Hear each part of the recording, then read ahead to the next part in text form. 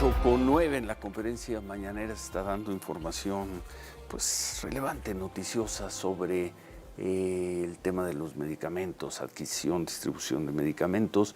No han llegado aún al caso a la continuación de la información del caso de Estados Unidos. Vamos a ir a Palacio Nacional en unos momentos. Antes, ayer estuvo aquí Roberto Gil, el abogado Roberto Gil, quien aquí anunció desde octubre que buscaría ser ministro de la Suprema Corte, dio sus razones, participó en el proceso, finalmente no quedó, no pasó a la tómbola ni en la lista del Comité de Evaluación del Poder Ejecutivo ni en el del Poder Legislativo. Él dio sus razones, que consideraba que lo habían eliminado, fundamentalmente con la frase de aquí no pasa nadie, aquí no pasará nadie que no sea un cercano o un sumiso al proyecto de la 4T, pero dijiste, Roberto Gil, gusto en saludarte, que no impugnarías la decisión, pero algo ocurrió ayer que te llevó a cambiar la decisión, a juzgar por un tuit que publicaste, por un mensaje en X que publicaste al mediodía. Roberto, ¿qué fue? Buen día. Buen día, Ciro. Gracias por la oportunidad. Mira, sí efectivamente el día de ayer sí vas a impugnar. Sí voy a impugnar y te voy a exponer mis razones, Ciro. Mira, ayer que platiqué contigo, te decía que la reforma constitucional, la reforma judicial le daba amplia discrecionalidad al Comité de Evaluación para determinar si una persona tenía honorabilidad, fama pública, y que esa era una regla perversísima de la reforma. Pues sí. Era difícil discutirle, es discrecional, ellos pueden calificar qué es honorabilidad, qué es fama pública, quién la tiene y quién no. Eran las reglas del juego a las que yo me sometí. Y por eso te decía que no tenía sentido discutir la idoneidad subjetiva, pues porque era una regla discrecional que la reforma judicial le depositó en las manos del Comité de Evaluación. Pero más tarde, a pregunta expresa de los medios de comunicación de nuestra compañera Sara Pablo, de hecho, Fernández Noroña, presidente del Senado de la República, del cual depende el Comité de Evaluación, afirmó que la razón por la cual se me había descalificado es por un supuesto antecedente penal en España. Y eso es una verdadera infamia, Ciro. Mira, este refrito lleva 18 años. La primera vez que me presenté como candidato a dirigir Acción Nacional salió ese tema, una publicación por ahí de un medio de comunicación. En el 2002, en la campaña presidencial, volvió a salir y ha salido recurrentemente. Entonces, yo creo que este ya no es un elemento de subjetividad, sino de estricta objetividad. ¿Existe o no existe ese antecedente que me descalifica? ¿Cuándo, Ciro, te lo pregunto, cuándo has sabido que yo pasé un año o más en prisión? No.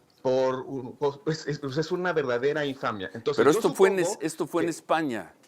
Un incidente en un restaurante o en un centro nocturno. Hace 18 años, y la causa la puedo explicar perfectamente bien.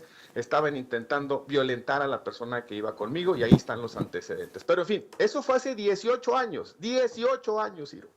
Y siempre sale. Ahora, ellos dicen que hay una condena firme. Me imagino que fueron a pedir los antecedentes penales a el Reino de España, que homologaron la resolución y el proceso, que está autentificada conforme al Código Federal de Procedimientos Civiles, y que alguien lo aportó al procedimiento y que el Comité de Evaluación en efecto tomó en consideración la existencia de una pena privativa de libertad, Ciro. Es decir, que yo pasé más de dice la Constitución, un año o más en la cárcel.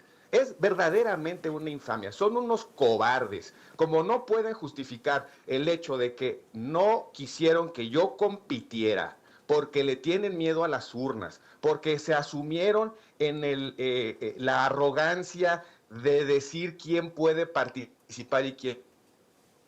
Eso ahora inventan este tipo de patrañas. Yo espero que en el expediente obre todo este supuesto antecedente penal en España, que sea la base de la descalificación. Oye, ¿y ante quién vas a impugnar? Alrededor de las 7 de la noche. Pues lo que procede es el día, sí, tiene razón, sí, la impugnación es ante la Sala Superior del Tribunal Electoral, que ya No, hemos discutido bueno. mucho en qué lado está. Pero no es, ese no Bueno, ese no es el propósito. Vamos a quitarles la máscara. Ahora resulta que el presidente del Senado conoce el expediente de calificación de todos los aspirantes y dice públicamente la razón por la cual. Mira, Ciro, es tan vil esta patraña que el propio comité de evaluación del Poder Ejecutivo y del Poder Legislativo ya había determinado que cumplo con los requisitos de elegibilidad. La existencia de un antecedente no es un requisito de idoneidad, sino la tienes o no la tienes. bueno. Y esa es justamente la patraña que los pinta de cuerpo entero. Son unos cobardes que no quieren enfrentarse a las urnas con alguien que piensa diferente y que además ha estado evidenciando el fraude, el tamaño del fraude que implica la reforma judicial, Ciro. Bueno, gracias Roberto, buen día. Gracias, Ciro. Gracias. ¿Cómo ves? Pues me parece que tiene sustento, tiene razón, lo explica perfectamente bien.